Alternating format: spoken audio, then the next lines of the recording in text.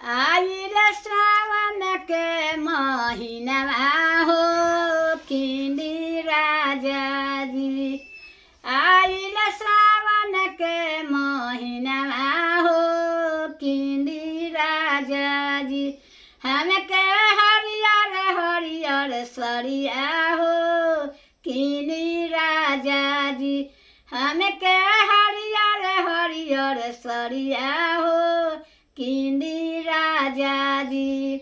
सरिया पहिरी हम चारा चाने गईनी हो घेरे लगल उजे बचोरा बादाम सभा हो घेरे लगल उजे चोरा बादाम सभा हो घेरे लगल।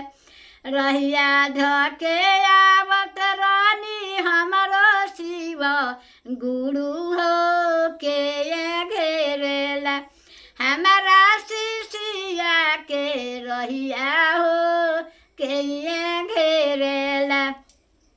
हाथ दुनु तुरबा हो गोरा दुनु तुरबा हो भागे लगल उजे चोरा बादाम सभा हो भागे लगल। हम तो जाए लगनी चर्चा हो चल गईनी उता गुरु के चर्चा हो चल गईनी। आइल श्रावण के महीना हो किंदी राजा जी। हमके हरियर हरियर चूड़िया हो किंदी राजा जी।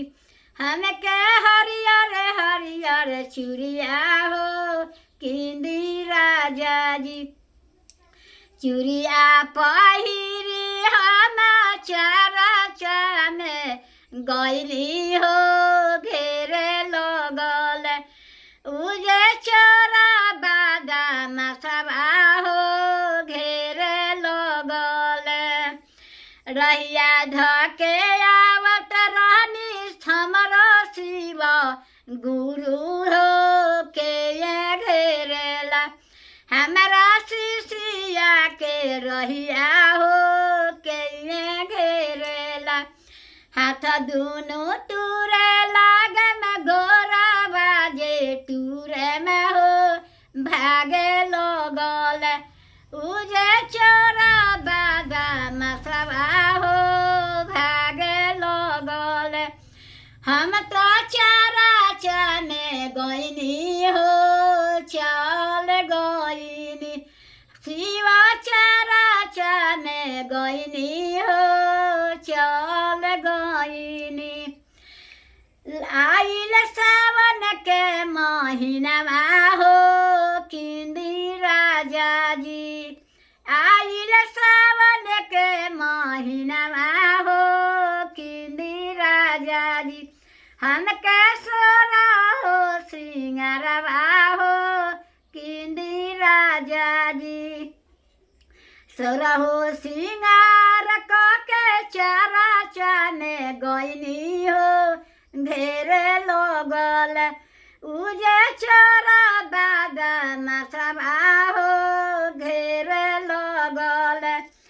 रहिया धके आवत रहनी हमरो शिव गुरु हो के घेरेला हमारा शिष्या के रहिया हो के घेरेला। हाथ दुनु टूरे लागे में गोरा बाजे टूरे में हो भागे लगल उजे चोरा बादाम सभा हो भागे लगल।